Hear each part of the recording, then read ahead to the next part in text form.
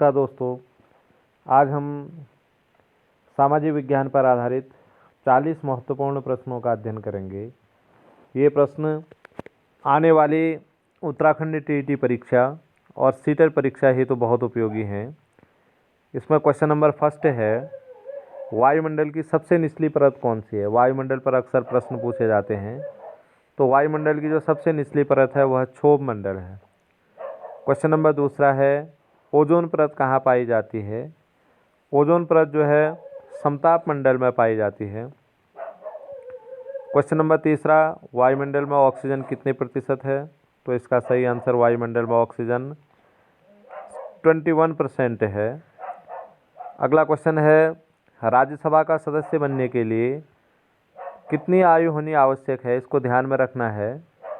यदि कोई व्यक्ति लोकसभा का सदस्य बनता है तो लोकसभा के लिए 25 वर्ष और जबकि राज्यसभा के लिए 30 वर्ष की आयु होनी आवश्यक है। राष्ट्रपति अपना त्यागपत्र किसे सौंपते हैं। राष्ट्रपति को पद एवं गोपनीयता की शपथ तो भारत के मुख्य न्यायाधीश दिलाते हैं, लेकिन राष्ट्रपति जब अपना त्यागपत्र सौंपते हैं तो राष्ट्रपति भारत के उपराष्ट्रपति को जो है अपना पद एवं त्यागपत्र सौंपते हैं उपराष्ट्रपति को। क्वेश्चन नंबर 6 है, संसद के दोनों सदनों की जो संयुक्त बैठक होती है उसकी अध्यक्षता कौन करते हैं। तो इसका सही आंसर है लोकसभा अध्यक्ष। नीला ग्रह के नाम से कौन सा ग्रह जाना जाता है। पृथ्वी में जल की अधिकता के कारण से पृथ्वी को नीले ग्रह के नाम से जाना जाता है। अगला क्वेश्चन, भारत का मानक समय ग्रीनविच से कितने घंटे आगे है। तो भारत का मानक समय ग्रीनविच से 5.5 घंटे आगे है। यह इसका सही आंसर है। पारादीप बंदरगाह भारत के किस राज्य में है। पारादीप बंदरगाह भारत के उड़ीसा राज्य में है।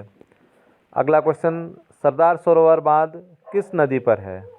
इसका जो सही आंसर है, सरदार सरोवर बांध जो है गुजरात में नर्मदा नदी पर है। चिल्का झील भारत के किस राज्य में स्थित है। इसका सही आंसर है, चिल्का झील भारत के एक उड़ीसा में स्थित है और चिल्का एक लैंगून झील है।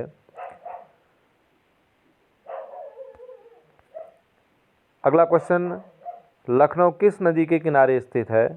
तो इसका सही आंसर आ जाएगा, लखनऊ गोमती नदी के किनारे स्थित है। क्वेश्चन अगला है 14वां, उज्जैन किस नदी के किनारे है। यह भी महत्वपूर्ण प्रश्न है। तो उज्जैन शिप्रा नदी के किनारे स्थित है। क्वेश्चन नंबर अगला है, रुद्रप्रयाग किन नदियों के संगम पर स्थित है। रुद्रप्रयाग अलकनंदा और भागीरथी के संगम पर स्थित है। भिलाई इस्पात कारखाना, भिलाई जो कि छत्तीसगढ़ में है, यह किसके सहयोग से बना है। भिलाई इस्पात कारखाना रूस के सहयोग से बना है। इस्पात नगरी के नाम से भारत का कौन सा शहर जाना जाता है। तो इसका सही आंसर है जमशेदपुर। जमशेदपुर को इस्पात नगरी के नाम से जाना जाता है।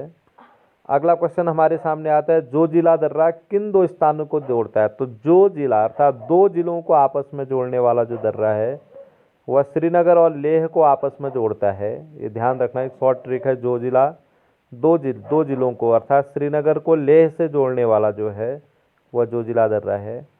बोमडिला दर्रा भारत के किस राज्य में स्थित है। इसका सही आंसर है, बोमडिला भारत के अरुणाचल प्रदेश में स्थित है। अगला, भारत का सबसे ऊंचा जलप्रपात कौन सा है।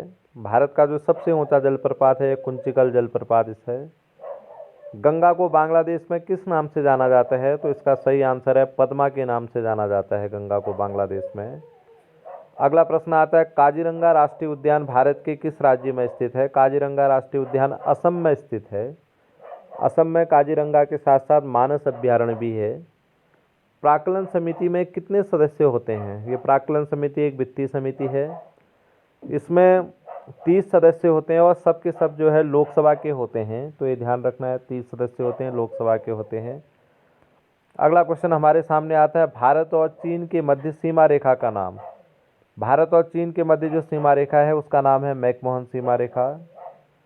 कालबेलिया किस राज्य का लोक नृत्य है। लोक नृत्य से भी अनेक प्रकार के प्रश्न पूछे जाते हैं। तो इसका आंसर है, कालबेलिया राजस्थान का लोक नृत्य है। अगला प्रश्न आता है, कुचिपुड़ी किस राज्य का लोक नृत्य है। कुचिपुड़ी जो है आंध्र प्रदेश का लोक नृत्य है। कर्क रेखा, भूमध्य रेखा, मकर रेखा, यह तीनों रेखाएं किस महाद्वीप से होकर गुजरती हैं। अर्थात अफ्रीका महाद्वीप से तीनों रेखाएं गुजरती हैं।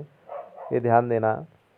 भारत और श्रीलंका के बीच का जो छोटा समुद्री जल रास्ता है वह किस नाम से जाना जाता है। तो उसे पाक जल संधि के नाम से जाना जाता है।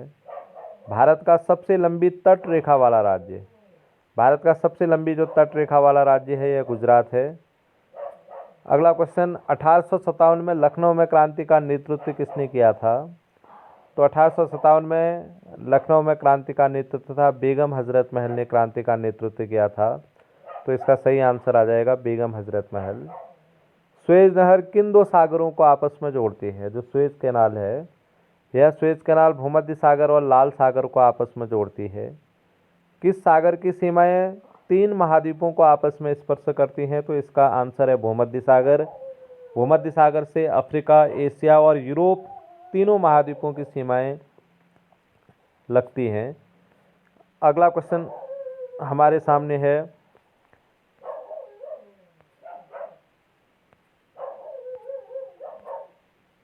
संविधान सभा की जो प्रथम बैठक हुई थी, संविधान सभा की प्रथम बैठक कब हुई थी? इसका सही आंसर है 9 दिसंबर 1946 को संविधान सभा की प्रथम बैठक हुई थी। धन विधेयक का उल्लेख संविधान के किस अनुच्छेद में है? ये महत्वपूर्ण प्रश्न है। इसका सही आंसर है अनुच्छेद 110। अगला क्वेश्चन आता है, राज्यसभा के सभापति कौन होते हैं? तो जो राज्यसभा है, राज्यसभा के सभापति भारत के उपराष्ट्रपति होते हैं। महाभियोग की प्रक्रिया, बहुत इंपॉर्टेंट प्रश्न है, महाभियोग की प्रक्रिया का उल्लेख संविधान के किस अनुच्छेद में है? तो इसका सही आंसर है अनुच्छेद 61। उसके बाद महात्मा गांधी को जो अर्धनग्न फकीर अर्थात अधनंगा फकीर कहा था, महात्मा गांधी को अधनंगा फकीर विंस्टन चर्चिल ने कहा था। मध्याह्न भोजन योजना किस वर्ष शुरू की गई थी? एमडीएम वर्ष 1995 में यह योजना शुरू की गई थी। और क्वेश्चन है, गर्मी में क्रिसमस का पर्व कहाँ मनाया जाता है? क्योंकि 25 दिसंबर को क्रिसमस मनाया जाता है, इसलिए सूर्य जो है दक्षिणी ध्रुव पर मकर रेखा पर लंबवत चमकता है, अर्थात ऑस्ट्रेलिया इसका सही आंसर है। ऑस्ट्रेलिया में जो है उस दौरान ग्रीष्म ऋतु रहती है। ऑस्ट्रेलिया में जो है ग्रीष्म ऋतु में वर्तमान में जो 25 दिसंबर है, इस दौरान ऑस्ट्रेलिया में ग्रीष्म ऋतु रहती है, तो इसलिए इसका आंसर ऑस्ट्रेलिया आ जाएगा। भारत की प्रथम विधिवत जनगणना किसने कराई थी? तो भारत की जो जनगणना प्रारंभ कराई थी 1872